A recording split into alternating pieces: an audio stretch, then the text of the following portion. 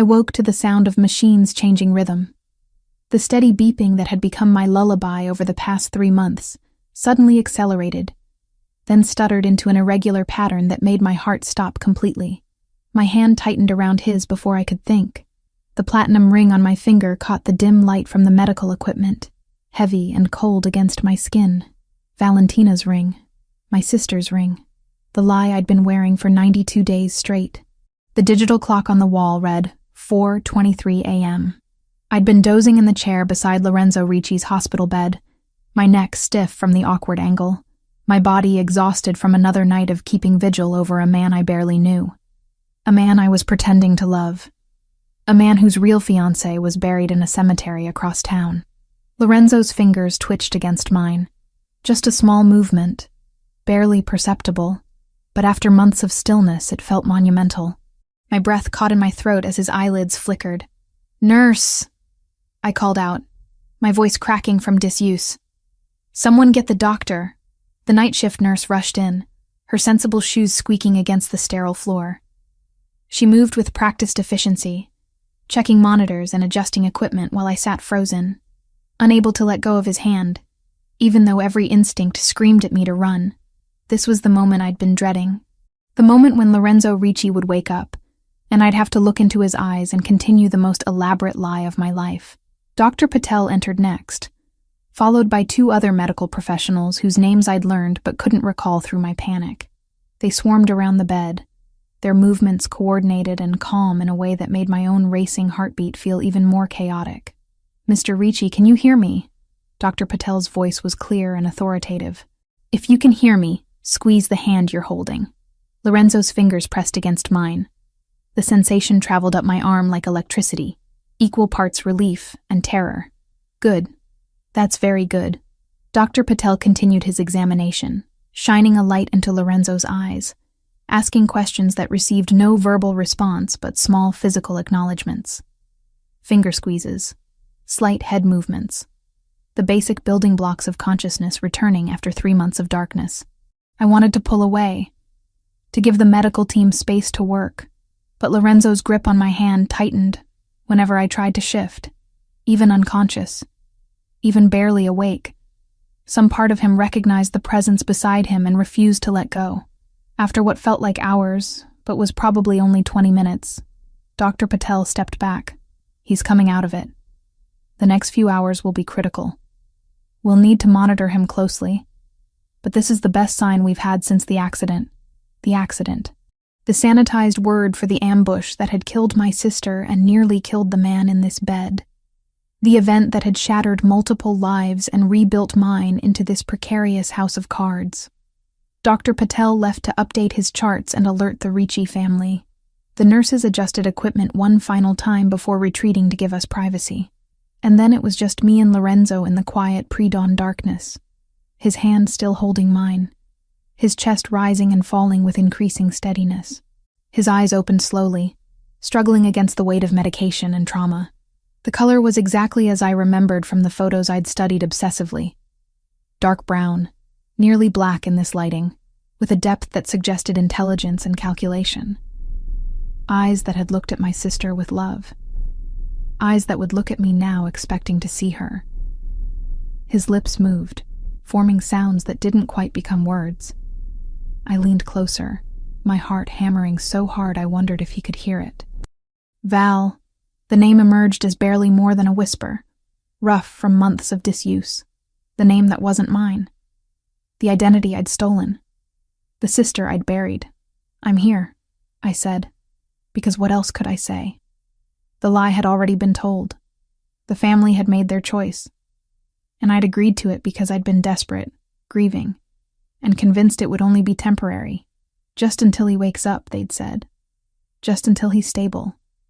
Just until he can handle the truth. But looking at him now, at the confusion and pain and desperate hope in those dark eyes, I realized the truth might destroy him more thoroughly than any physical injury. His eyes closed again, consciousness slipping away as quickly as it had come, but his hand remained tight around mine, an anchor in whatever darkness still pulled at him. The door burst open, and Isabetta Ricci rushed in, her elegant silk robe barely concealing the pajamas underneath, her carefully maintained composure shattered by 3 months of waiting and praying. At 56, she was still beautiful in that effortless way wealthy women achieved through good genetics and better skincare. Her dark hair only lightly threaded with gray, her face lined with worry but not yet age. Is he... She couldn't finish the question, her hand pressed to her mouth as she stared at her son. He opened his eyes, I said, standing to give her access to the bedside. He said... I hesitated, swallowing the guilt. He said my name. Isabetta's eyes filled with tears. She reached for me, pulling me into an embrace that felt both genuine and suffocating. Thank God. Thank God you were here. Thank God you stayed. I'd stayed because they'd asked me to. Because Valentina's body was barely cold when Isabetta had shown up at my tiny apartment with wet eyes and desperate hands, explaining that Lorenzo needed stability to survive, that the shock of losing his fiancée on top of his injuries might kill him, that I looked exactly like Valentina, and could I please just pretend for a little while, just until he's stronger, she'd said. Just until he can handle the truth, she'd said. Just this once, she'd said.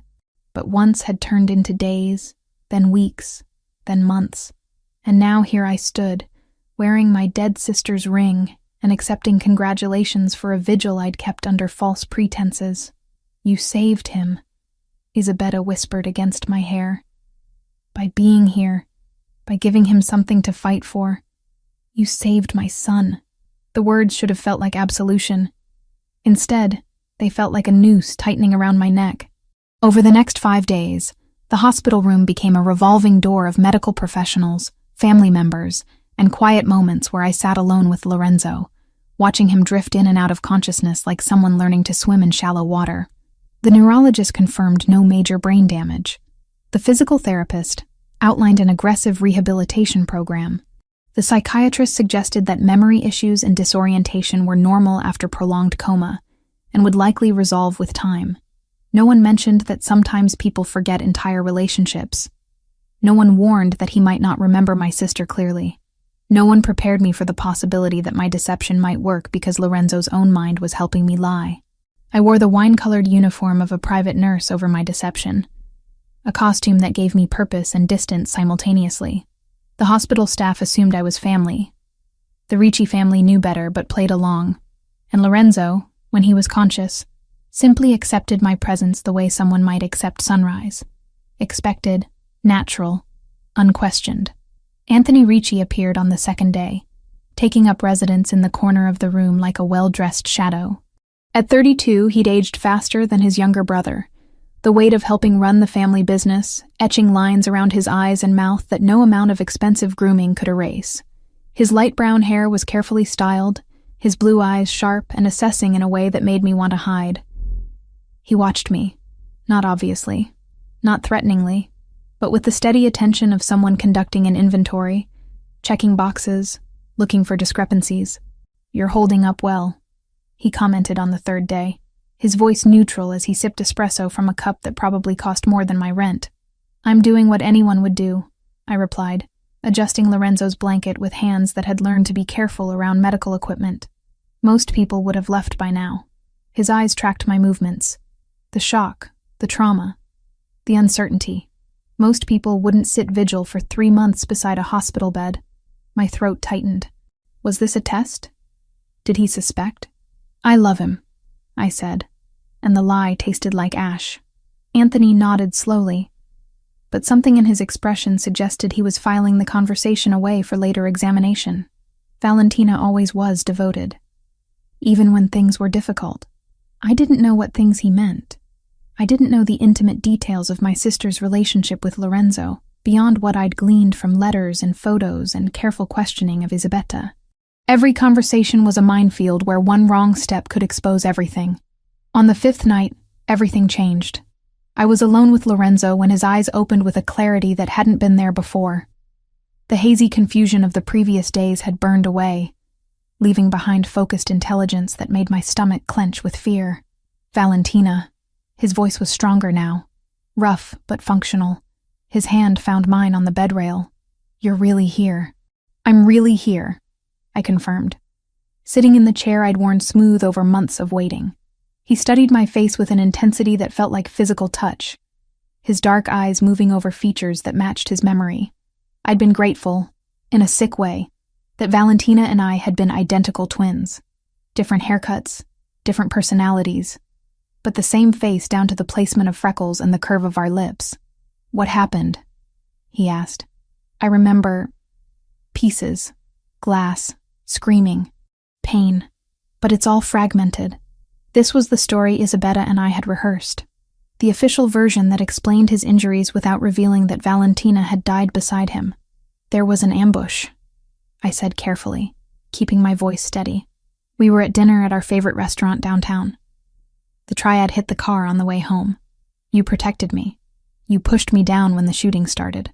Lorenzo's jaw tightened, muscles working beneath skin that had lost weight during his coma, but still held the structure of a strong man. "And you? Were you hurt?" "Minor injuries," I said, which was true for me but would have been a lie for Valentina. "Nothing serious. I was lucky." "Lucky," he repeated, and something dark crossed his expression.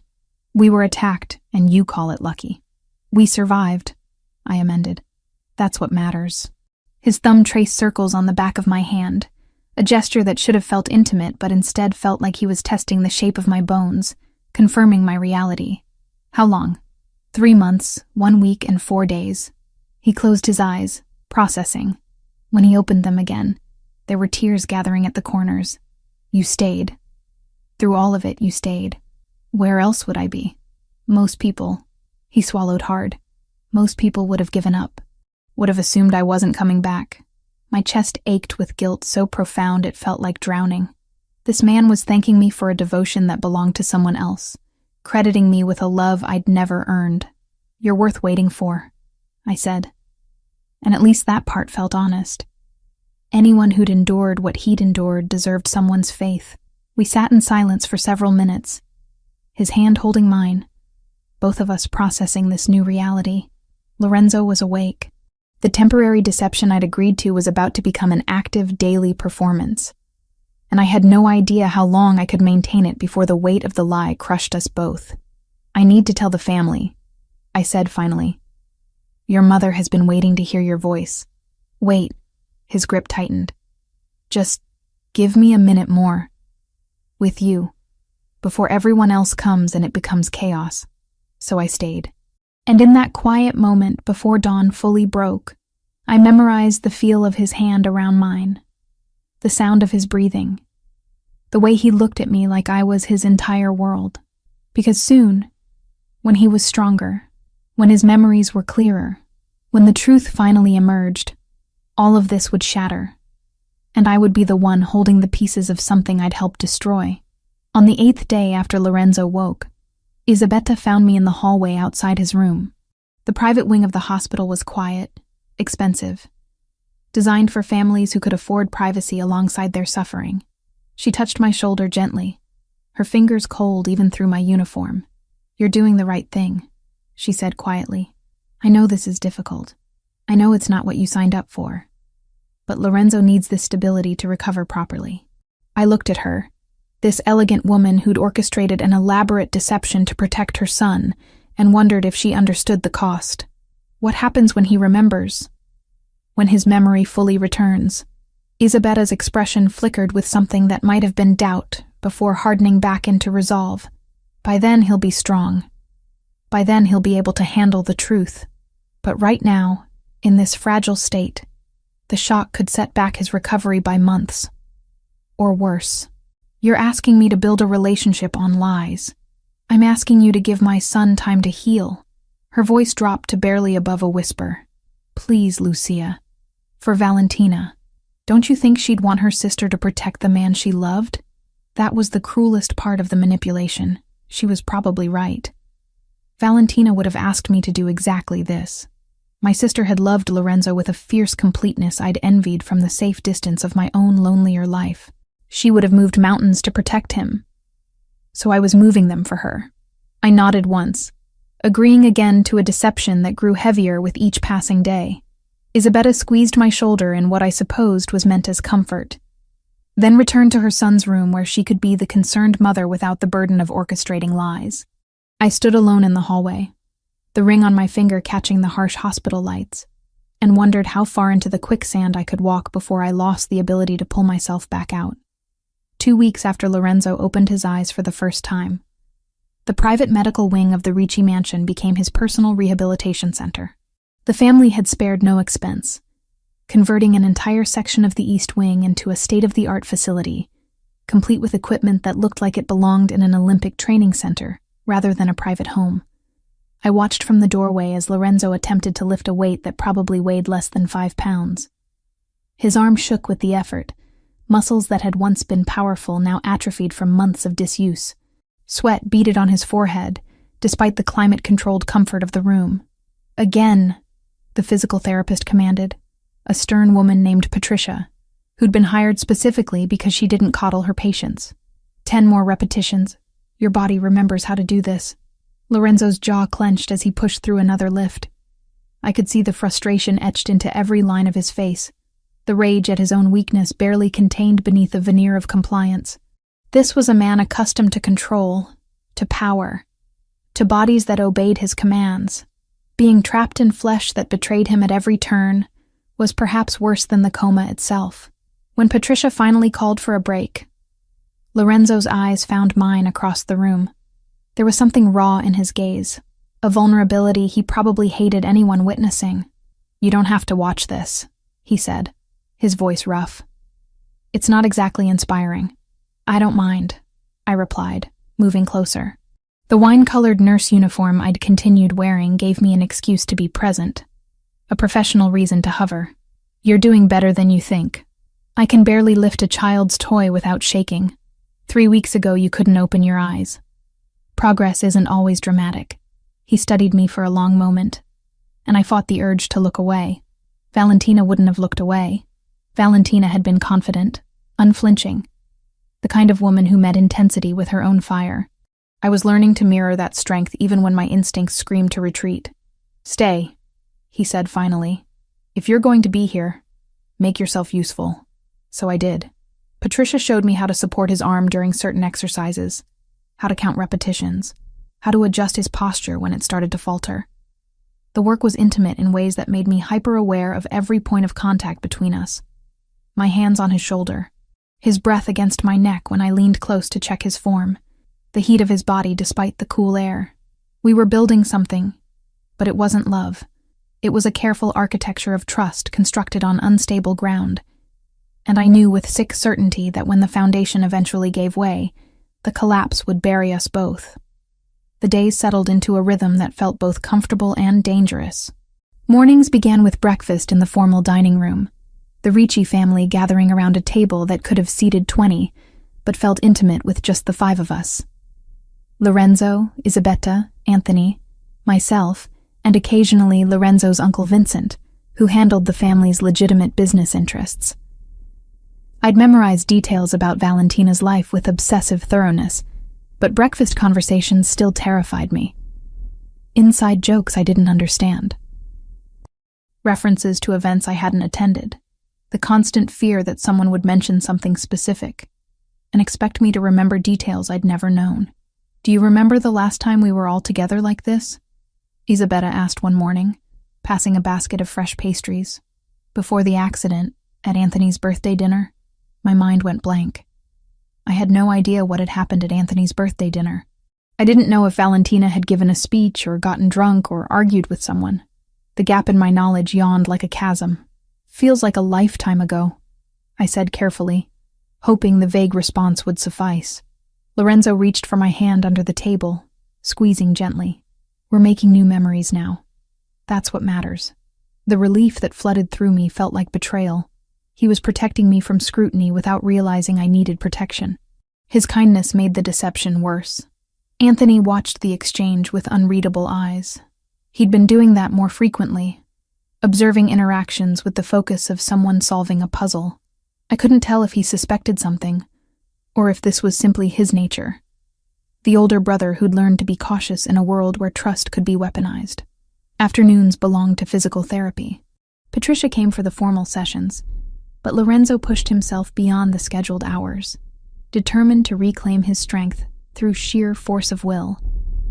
and I found myself staying long after Patricia left, helping with exercises that probably didn't require assistance, but gave me a reason to be close to him.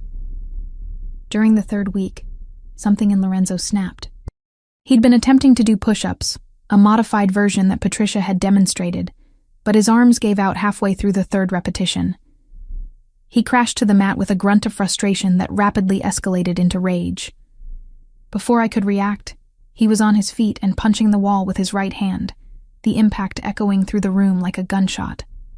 Once, twice, 3 times, each blow powered by fury at his own limitations. "Lorenzo, stop!" I grabbed his arm, trying to pull him back before he did serious damage. His knuckles were already bleeding, skin split over bone. He froze at my touch, chest heaving, eyes wild with something that looked dangerously close to despair. For a moment we stood there, his arm tense under my grip, both of us breathing hard. "Let me see," I said quietly, releasing him to examine the damage. His hand trembled as I turned it palm up, blood welling from multiple splits across his knuckles. I guided him to sit on the weight bench and retrieved the first aid kit I'd learned to keep stocked in the therapy room.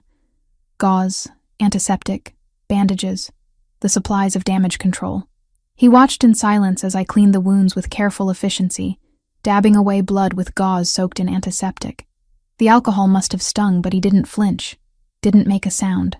His eyes tracked my movements with laser focus, cataloging the professional precision of my technique.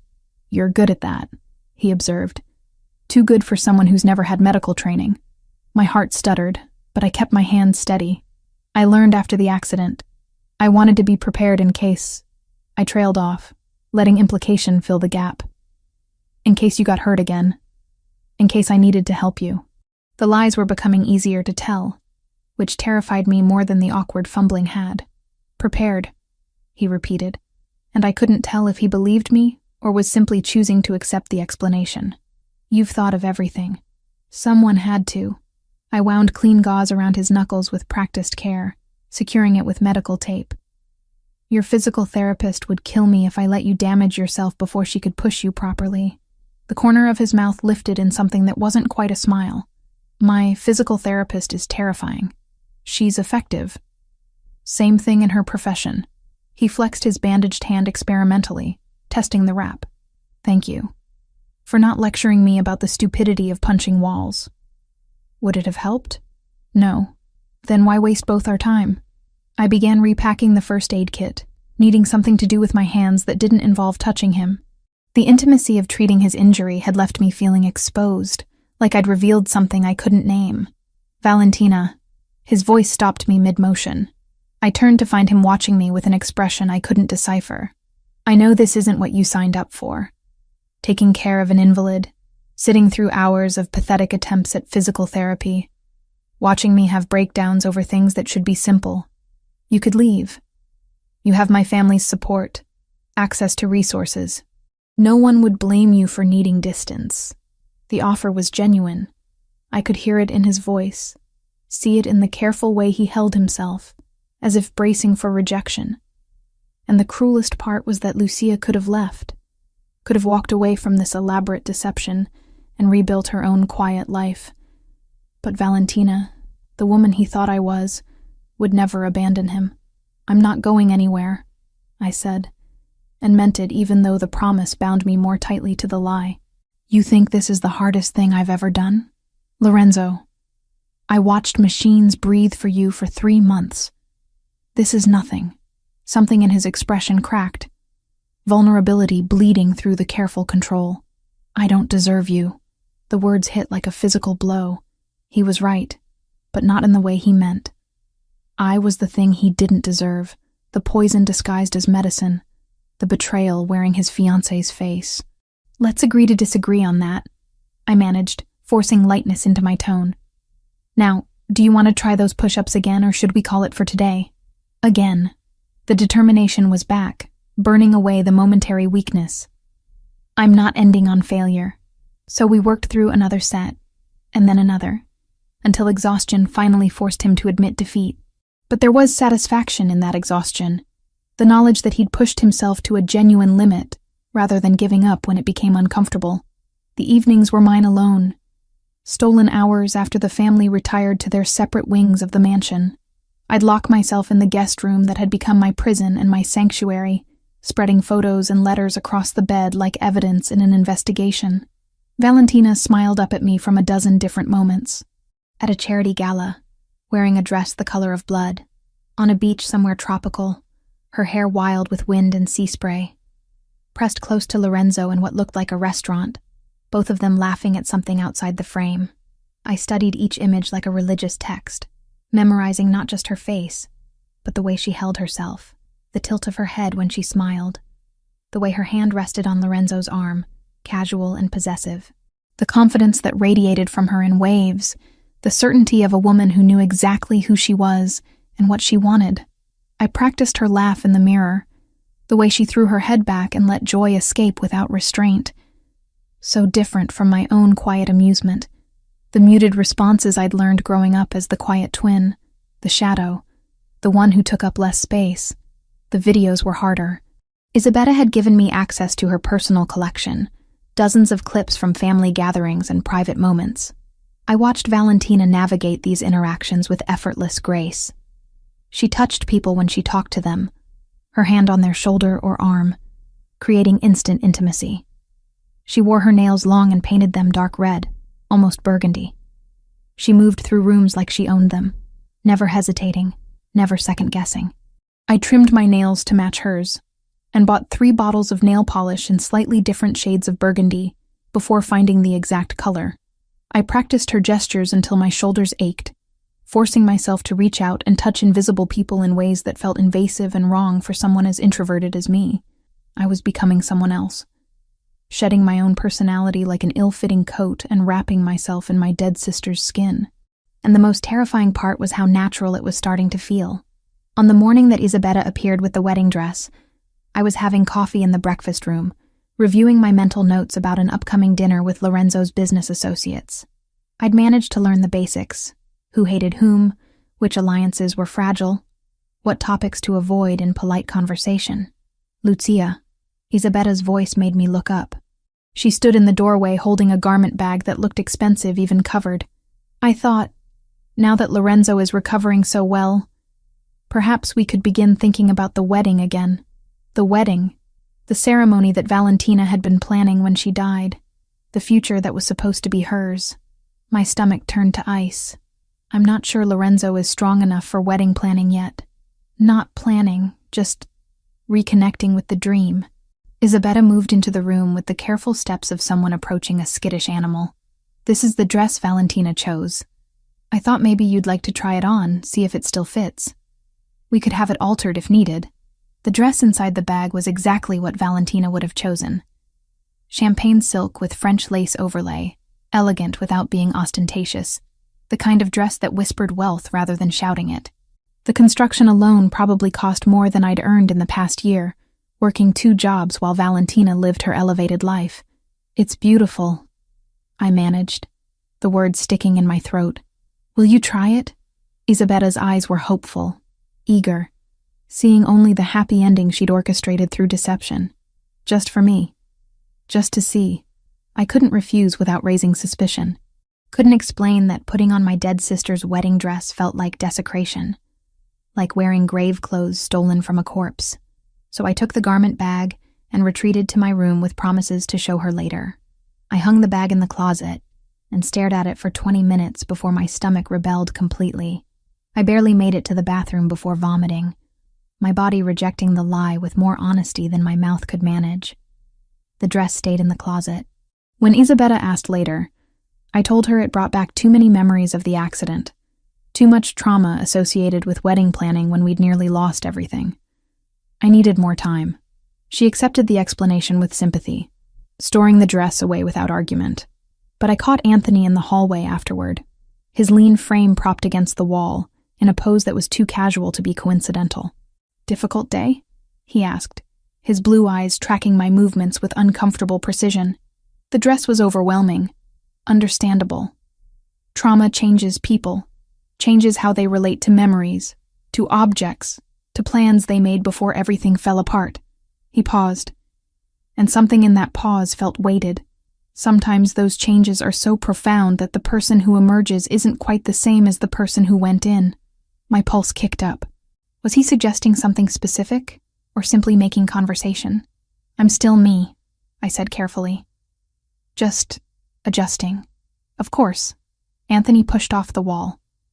Just remember that changes need to be monitored, for everyone's safety. That's all I'm saying. He walked away before I could respond, leaving me alone in the hallway with the sick certainty that he suspected something. Maybe not the full truth, but enough to be watching, enough to be dangerous. That night, everything shifted again. I was helping Lorenzo with his final exercises of the day, supporting his weight as he attempted single-leg balances that tested both strength and coordination. His hand gripped my shoulder for stability, his body pressed close enough that I could feel the heat of exertion radiating from his skin. "That's good," I said, as he held the position for a count of 10. Patricia would be impressed. Patricia is never impressed. I was but there was satisfaction in his voice, the pleasure of measurable progress.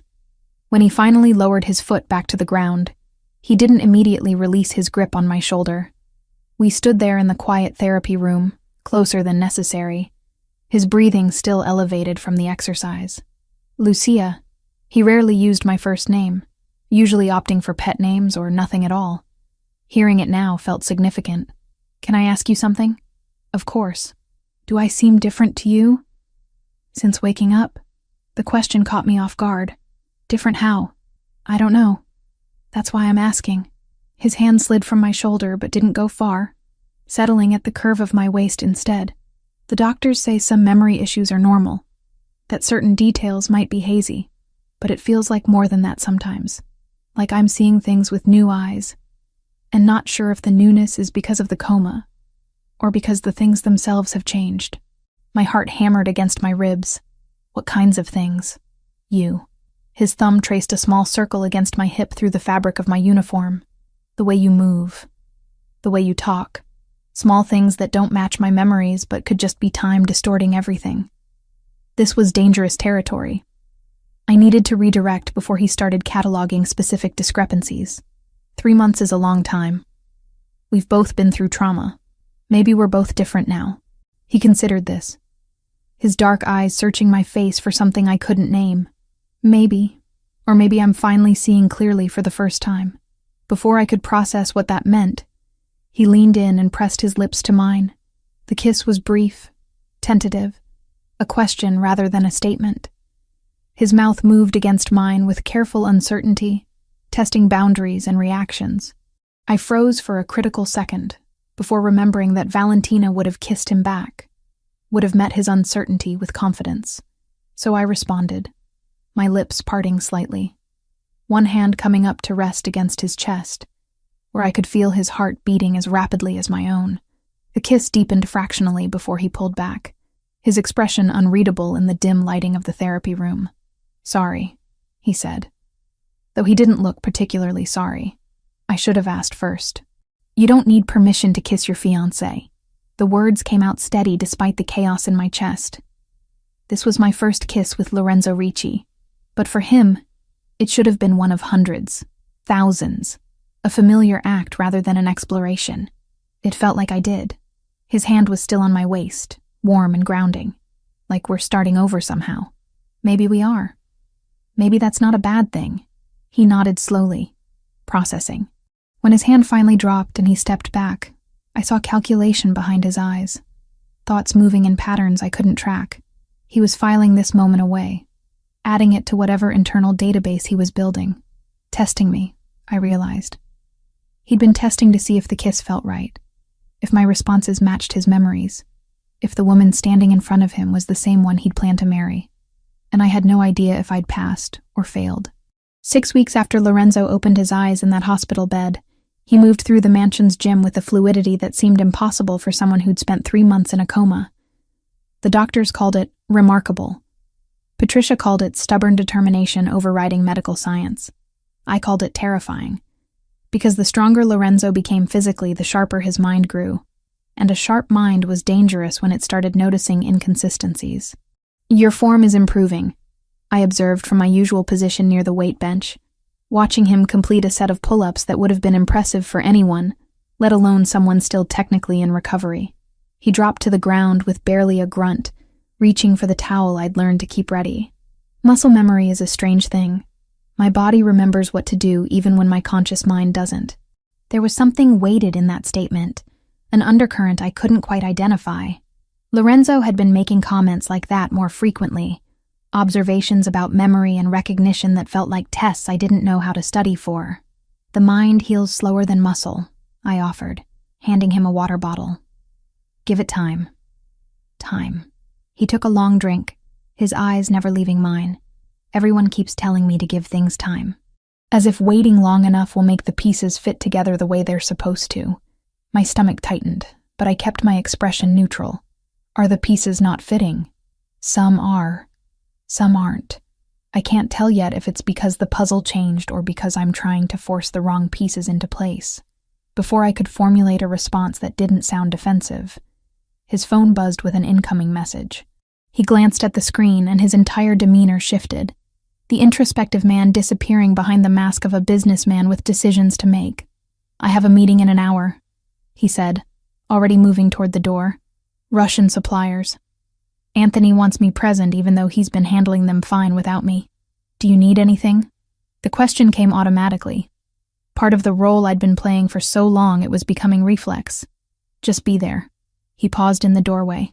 I like having you in the room during business discussions. You notice things. The comment should have pleased me. Instead, it sent ice through my veins. Noticing things was exactly what I couldn't afford for him to do. The meeting took place in Lorenzo's study, a wood-paneled room that smelled of leather and old money. Anthony was already there when I arrived, along with two men I recognized from previous gatherings. Vincent Ricci, Lorenzo's uncle who handled legitimate business operations, and a man whose name I'd learned was Joseph Bellini, some kind of financial advisor. The Russians arrived exactly on time, 3 men in dark suits who carried themselves with the careful posture of people accustomed to violence. Their leader, a broad-shouldered man with graying temples, introduced himself as Dmitry Volkov. I took my usual seat in the corner, the position Isabetta had told me Valentina always occupied during business meetings. Close enough to observe, far enough to appear decorative rather than participatory. The men settled around Lorenzo's desk, and the negotiation began. They spoke in English, mostly, their accents ranging from heavy to barely noticeable. The discussion centered on shipping routes and percentage splits, the kind of details that should have been boring but carried undertones of threat in every number proposed. Dmitry's second, a younger man with cold blue eyes, made a comment to his colleague in rapid Russian. Something about adjusting the percentages when the boss wasn't looking, skimming off the top. The kind of side conversation meant to be private, assumed to be safe because who in an Italian crime family would speak Russian? That would be unwise, I said, before I could stop myself, the words emerging in flawless Russian. Mr. Ricci has excellent accountants. The room went absolutely silent. Every head turned toward me. Dmitry's expression cycled through surprise, calculation, and something that might have been respect. His colleague looked like he'd swallowed glass, and Lorenzo's face was utterly unreadable, his dark eyes fixed on me with laser focus. You speak Russian, Dmitry said in English, his tone carefully neutral. My heart hammered so hard I was certain everyone could hear it. I'd just made a catastrophic mistake, revealed knowledge that Valentina hadn't possessed, exposed myself in front of witnesses who would remember. I've been learning, I said, keeping my voice steady through sheer force of will. After the attack, I thought it would be wise to understand what our international associates are saying. For security purposes, Lorenzo's fingers drummed once against his desk, a controlled movement that somehow conveyed volumes. An excellent precaution, he said smoothly. Perhaps we should conduct the rest of this meeting assuming everyone understands everyone. Transparency builds trust, doesn't it, Dmitry? The Russian inclined his head, and the negotiation resumed with notably more careful language from all parties. But I felt Anthony's eyes on me throughout the rest of the meeting, watching, assessing, filing away this new piece of information into whatever mental database he was constructing. When the Russians finally left 90 minutes later, their deal agreed upon and hands shaken, I tried to slip out with them. Lorenzo's voice stopped me at the door. A moment, please. I turned back to find the study empty, except for Lorenzo and Anthony. The brothers stood near the desk, their body language eerily similar despite their different coloring. Both had their hands in their pockets. Both wore expressions of polite interest that didn't reach their eyes. "When did you learn Russian?" Lorenzo asked, his tone conversational, but his gaze sharp. "I've been studying for a few months. Online courses, mostly. I had a lot of time while you were—" I let the sentence trail off. The implication clear. While you were in a coma, I had nothing to do but wait and prepare for threats. Valentina never mentioned an interest in languages before. This came from Anthony, his voice mild but pointed. I never mentioned a lot of things. The response came out sharper than intended, defensive in a way that Valentina probably wouldn't have been. I softened my tone. The attack changed my perspective, made me realize how vulnerable we are when we don't understand what's happening around us. Lorenzo studied me for a long moment, and I forced myself to hold his gaze, even though every instinct screamed to look away. Finally, he nodded. That was well done today. Dimitri's people won't try to cheat us now that they know we understand them. The dismissal was clear. I escaped to my room and sat on the edge of the bed with shaking hands, replaying the scene over and over. How many other mistakes had I made without realizing? How many small discrepancies had Lorenzo and Anthony catalogued, building toward a conclusion I couldn't afford for them to reach? 2 days later, the family gathered for dinner in the formal dining room. It was a Thursday, which meant Isabella had asked the chef to prepare traditional Italian dishes, rather than the fusion cuisine she sometimes favored for more casual meals. The table was set with china that probably cost more than a car, crystal glasses that caught the light from the chandelier overhead, and enough silverware to confuse someone who hadn't spent weeks memorizing proper dining etiquette from online videos. I'd learned to navigate these dinners through careful observation and strategic silence. Let others lead conversations. Smile at jokes even when I didn't fully understand the context. Never volunteer information that might contradict something Valentina had said or done months ago. The first courses passed without incident. Conversation flowed around topics I'd learned to track. Business developments that skirted the line between legal and not. Family friends experiencing various dramas, speculation about rival families and their movements. Then Isabella gestured to the staff, and they brought out the main course. "Pumpkin gnocchi," she announced with clear pleasure. I asked Chef Mario to make Valentina's favorite tonight. It's been so long since we had it. And with Lorenzo recovering so well, I thought it would be nice to celebrate with the things we love. The plate set in front of me looked beautiful, pillowy gnocchi in a brown butter sage sauce that smelled rich and earthy. Around the table, everyone made appreciative noises and began eating. I picked up my fork and took a bite. The flavor was fine. Good, even, by objective standards. But I'd never particularly enjoyed pumpkin and savory dishes. Found the sweetness awkward against the sage and butter. My face must have done something, some micro-expression of disappointment or distaste. Because when I looked up, Lorenzo was watching me with that focused intensity that had become increasingly common. "You don't like it," he observed quietly. Everyone's attention swiveled to me. Isabella's face fell slightly, confused and concerned. Anthony's eyes narrowed fractionally. Vincent paused mid-bite. "No, it's delicious," I said quickly, taking another forkful to prove the point. "I was just thinking about something else. It's perfect, really. You used to say this was your favorite dish." Lorenzo's voice was still quiet, but there was steel underneath the casual tone. "You'd request it for every birthday, every celebration. You'd eat it until you were sick." The bite of gnocchi turned to paste in my mouth. I swallowed with difficulty, scrambling for an explanation that would make sense. "Tastes change," I managed. "After the accident, after everything, I guess my preferences shifted. Trauma does that sometimes." The excuse was wearing thin. I could see it in the way Lorenzo's jaw tightened, the way Anthony set down his fork with deliberate care. How many times could I blame the accident for being a different person before they stopped accepting the explanation? "Of course," Isabella said, rushing to fill the uncomfortable silence. "That makes perfect sense. Our bodies and minds process trauma in unexpected ways. Would you like Chef Mario to prepare something else?" "No, this is fine, really." I forced myself to eat more, to clean my plate like someone who was simply being polite, rather than someone choking down evidence of her own deception. The rest of dinner passed in stilted conversation that everyone pretended was normal, but the damage was done. Another crack in the facade. Another reason for Lorenzo to question whether the woman sitting across from him was the same one he'd planned to marry. In the 8th week after Lorenzo's awakening, I started noticing the surveillance. It was subtle at first. A black SUV parked across from the cafe where I'd stopped for coffee.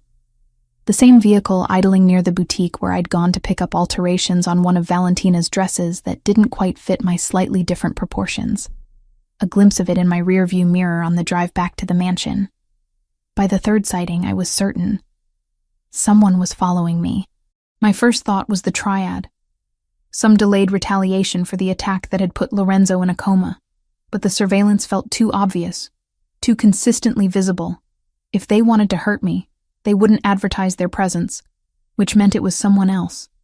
Someone who wanted me to know I was being watched. On the 4th day of noticing the SUV, I pulled into the mansion's driveway and parked near the garden entrance rather than the main house.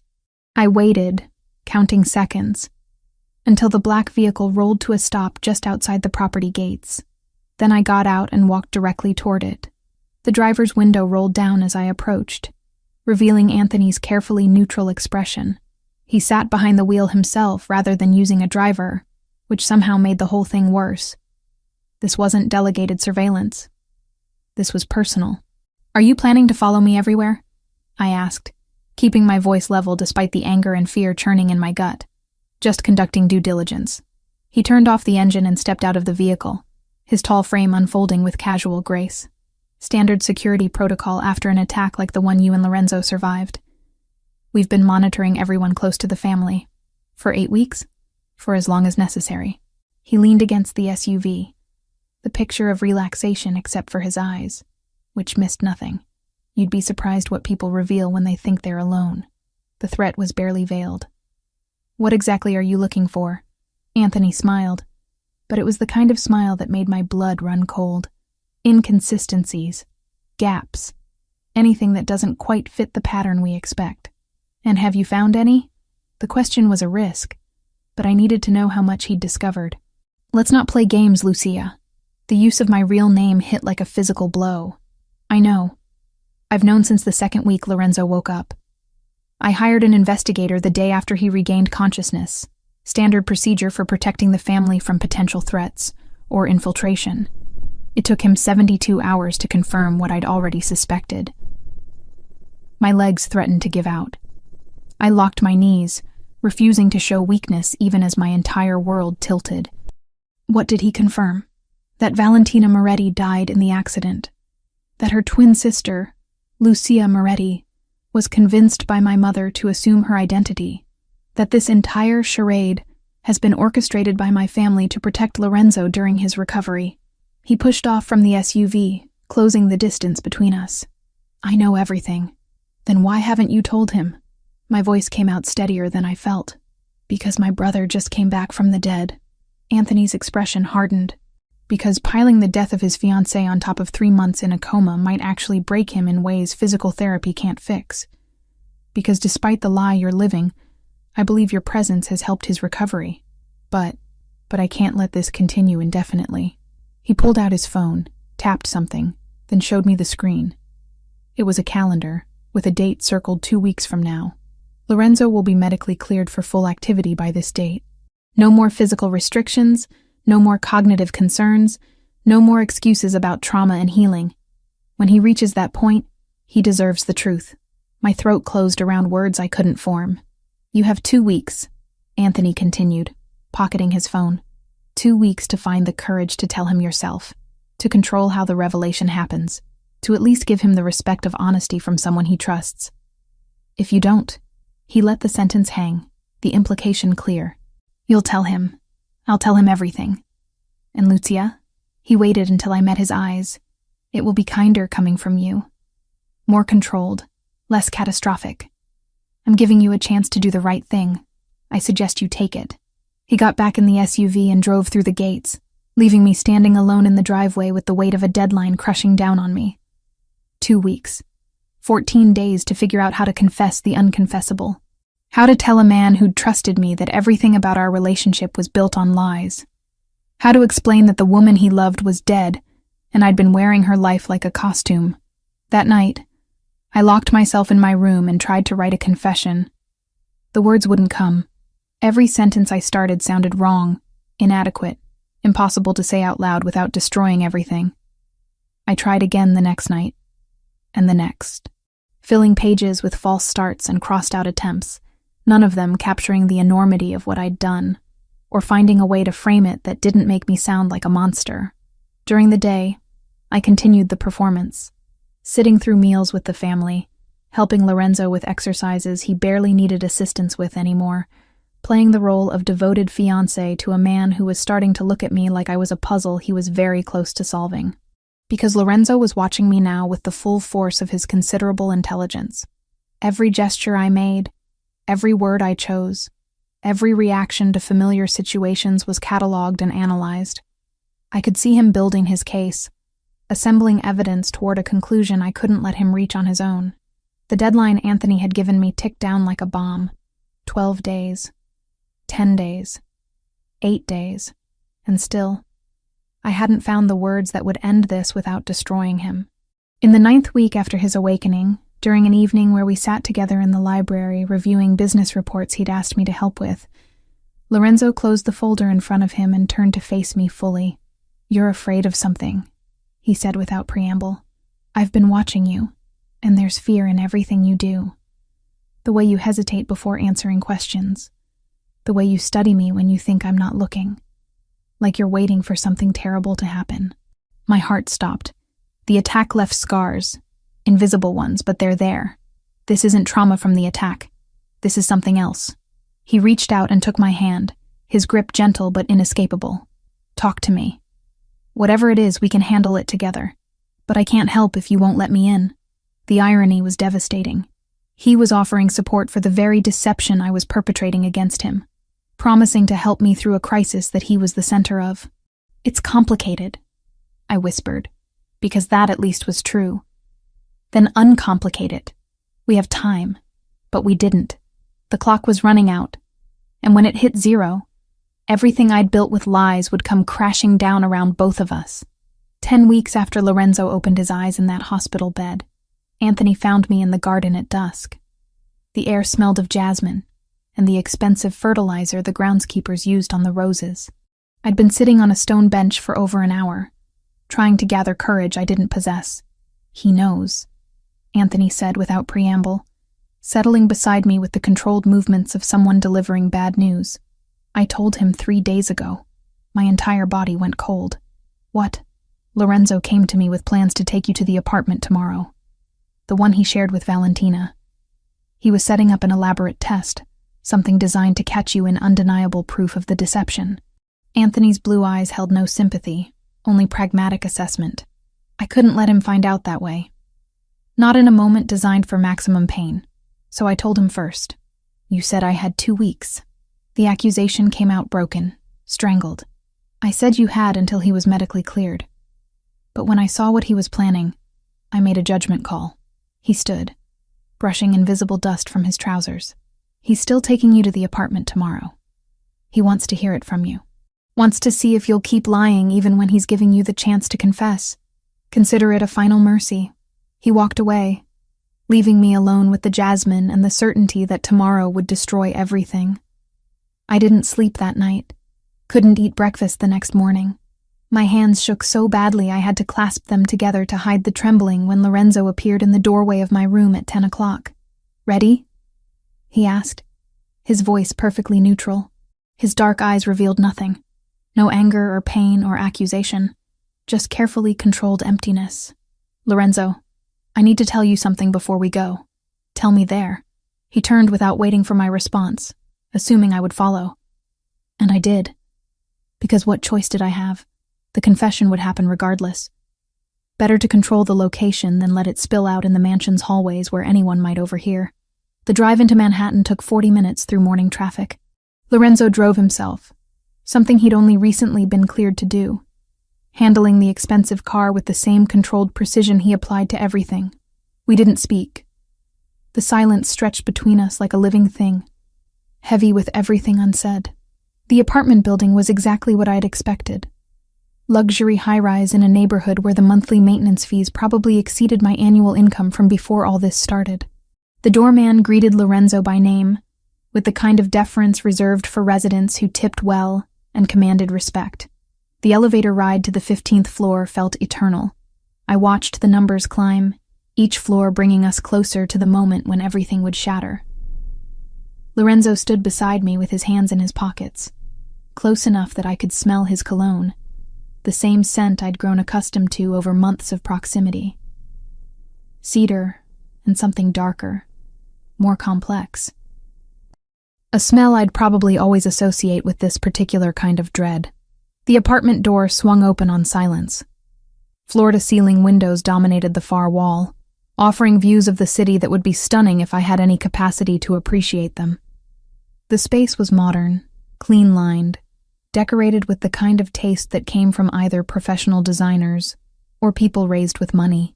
Cream-colored furniture, dark wood accents, art on the walls that probably cost more than my education. I'd never been here. Valentina had kept this place separate from her visits home, a symbol of her elevated life that she didn't share with her struggling twin sister. Looking at it now felt like trespassing in a museum dedicated to someone else's existence. "Do you remember the last time we were here together?" Lorenzo asked, closing the door behind us. His tone remained conversational, almost casual. "Before the accident, every muscle in my body tensed. It feels like a lifetime ago. Does it?" Not a question, just acknowledgement. He moved deeper into the space with the confidence of someone who knew every inch of it. "Show me where we kept the wine glasses. The good ones. The crystal we only used for special occasions." My mind went blank. I had no idea. Kitchen seemed logical, but which cabinet? Upper or lower? Left side or right? The ignorance yawned before me like a chasm with no bottom. "I don't..." My voice cracked. "Lorenzo, please, try," he suggested, still with that terrible gentleness. "It was your home, too. Surely you remember where we kept things." I walked toward the kitchen because standing frozen would be worse. Opened a cabinet at random and found dinner plates. Tried another and discovered mixing bowls.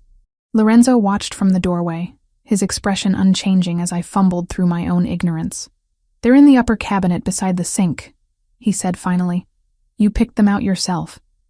Insisted on Waterford crystal even though I thought it was excessive for an apartment we barely used. The words were daggers, each one precisely placed.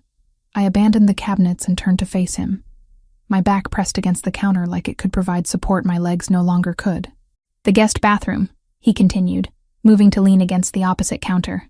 The kitchen felt too small suddenly, claustrophobic despite the expensive appliances and granite countertops. "What color are the towels?" "I don't know." "The bedroom closet. Which side is mine?" "I don't know." "The painting in the living room, the abstract piece above the sofa. Where did we buy it?" "I don't know." The words came out too loud, echoing off the expensive surfaces. "Lorenzo, please stop." One more.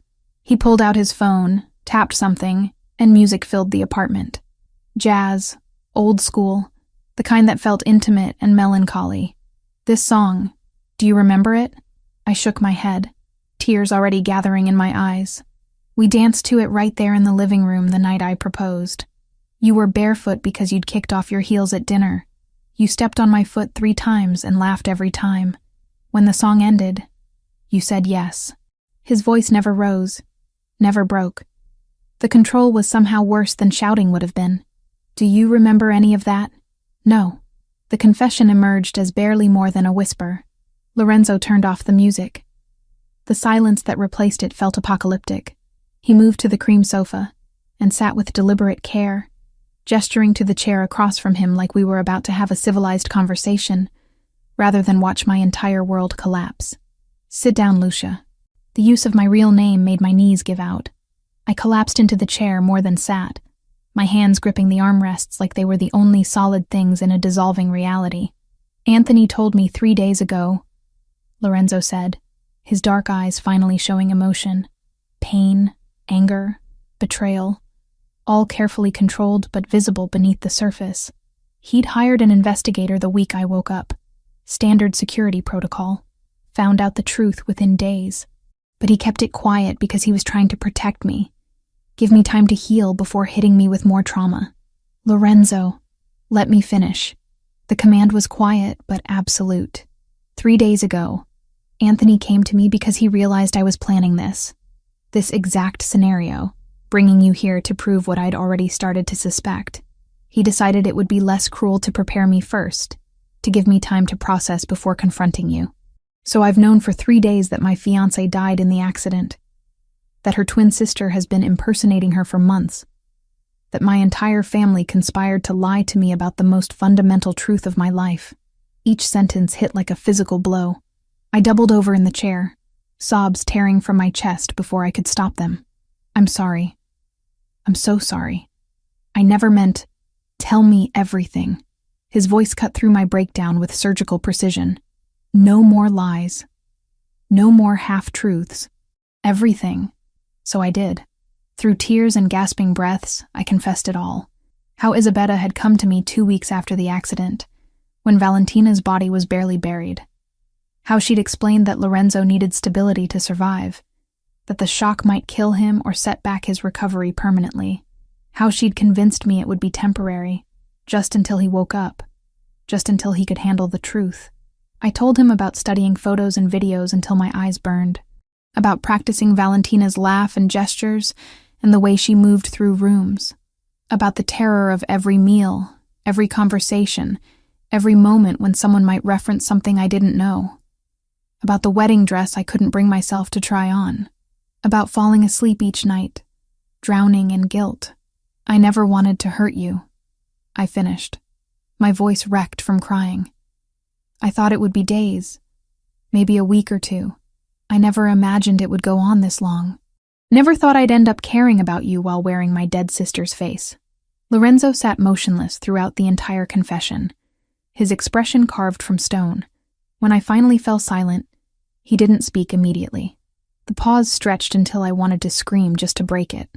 Valentina died in my arms, he said eventually. I remember it now, every detail. The way the light left her eyes, the exact moment when I knew she was gone. And then I woke up months later to find her sister sitting beside my bed, wearing her ring, letting me believe in a miracle that never happened. I'm sorry. Stop apologizing. He stood abruptly, pacing to the windows and staring out at the city below. Apologies don't fix this. They don't undo months of deception. They don't bring back the woman I loved or restore the trust you all decided I didn't deserve to have. You're right. Nothing I say will fix this. My mother. He turned back to face me, and the betrayal in his eyes was almost unbearable to witness. Anthony. You. Everyone I should have been able to trust decided I was too fragile to handle the truth. Decided to play with my life like I was a child who needed protection from reality. We were trying to help. By lying to me?